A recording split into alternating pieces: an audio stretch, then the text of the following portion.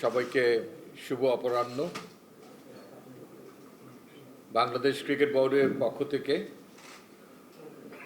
আমি বাংলাদেশ জাতীয় ক্রিকেট দলের নাম ঘোষণা করছি, যে দলটি টি-20 বিশ্বকাপে অংশগ্রহণ করতে যাচ্ছে 2024 সালে। মোহাম্মদ নাজমুল হোসেন শান্ত দলনায়ক, তাসকিন আহমেদ ভাইস ক্যাপ্টেন, লিটন কুমার দাস, সৌম্য সরকার, তনজিদ হাসান তামিম, সাকিব আল হাসান, মোহাম্মদ তাহিদ হৃদয়, মাহমুদুল্লাহ রিয়াদ, জাকের আলী আনিক, মোহাম্মদ তানভীর ইসলাম, শেখ মাহাদি হাসান, মোহাম্মদ রিশাদ হুসেন, মোহাম্মদ মুস্তাফিজুর রহমান, মোহাম্মদ শরীফুল ইসলাম এবং তনজিম হাসান সাকিব।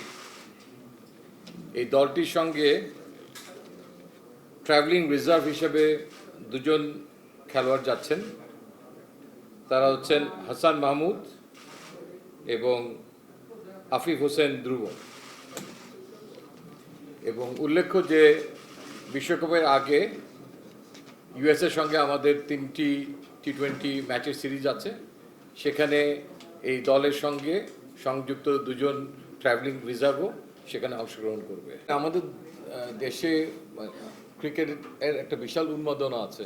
আমরা সবসময় দেখেছি, যখন আমরা বড় আসরে খেলিনি তখনও আমরা দেখেছি যে গ্যালারি ভর্তি দর্শক, ক্রিকেট ফলোয়ার। আইসিসি ট্রফির থেকে আমরা সেটা লক্ষ্য করছি 97 থেকে।